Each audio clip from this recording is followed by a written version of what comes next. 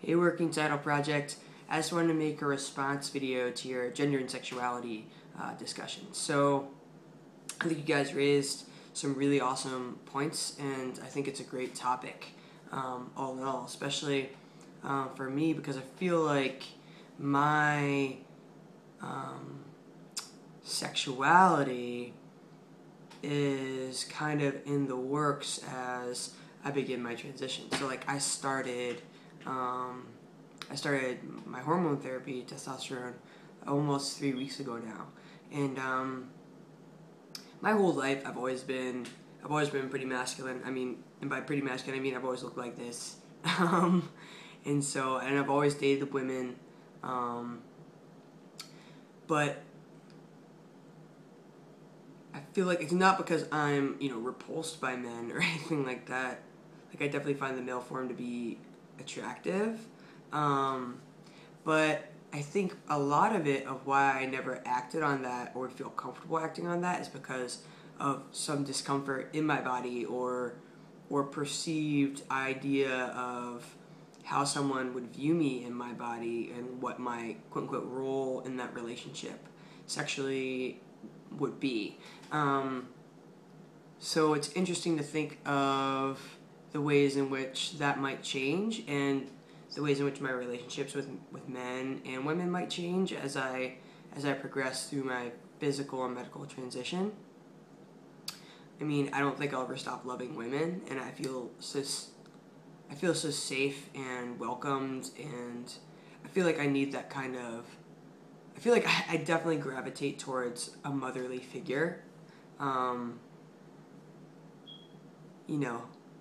Whatever the causes of that might be. But, yeah, I definitely feel like it's interesting to think about how, because your sexuality is based on, it's directional in our society. Your sexuality is directional, so it's based on what your sex is and what the sex of the person you're attracted to is. And as society's perception of my sex changes, then society's perception of my sexuality changes. And so if I were to continue only being interested in women, then society would perceive me as heterosexual or straight, which is really weird to me. But that's the thing, is like, if I'm being read as male consistently, then I call myself queer, like, what exactly, how is that being read by other people that I'm trying to communicate with? So I feel like in this way, communication is hard,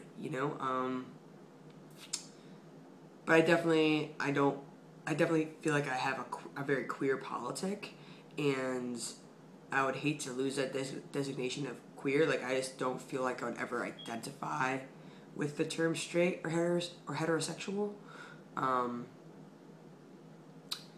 So I have time before it really becomes something that people are strictly reading me as male. Even though I would say, like, gender-wise, I don't know if I would classify myself as 100% male. Just as I wouldn't classify myself as 100% female. So it's like, I definitely feel like on the spectrum I'm somewhere in the middle, but I just prefer to present myself in a masculine way. Like, I am very much drawn to masculinity, and I think by becoming more and more comfortable in my own personal masculinity, that it'll help me feel comfortable in intimate relationships with other people who display and portray various forms of masculinity. Like, I'm so interested in female masculinity and male masculinity. And I kind of wonder sometimes if I'm really being detrimental to my own interests, my own romantic interests, by transitioning, because I feel like I'll somehow become invisible to the female-bodied queer populace, in which case am I not making myself invisible to those people who do live in the realm of female masculinity that I'm attracted to? But I don't know. I mean, I have no idea.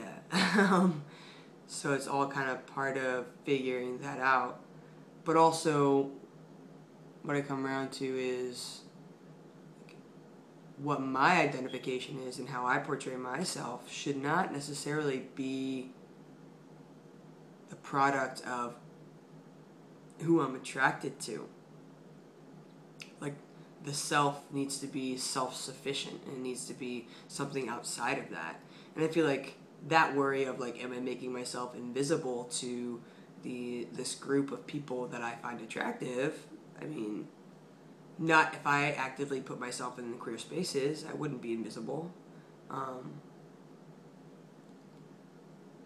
But also, I think it ties into my fear, like one of the basic fears I had or have with transition is that, you know, will I ever find someone that can love me as this person who has transitioned? I think that's definitely one of my deepest fears, and I understand logically it's irrational, you know, because my trans status is relevant and is present regardless, and I think it's affected my past relationships in the way that I have not dealt with it and not properly dealt with it.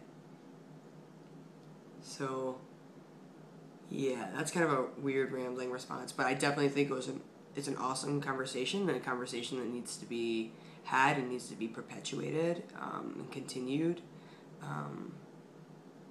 But I guess that's my 2 cents. So as I transition to a more masculine or male perceived identity in society, like, how does that have to change how I acknowledge or talk about my sexuality, so as not to hinder or confuse those who I'm interested in. Then again, I mean, if I'm interested in someone, I can just sit them down and have a conversation with them, right?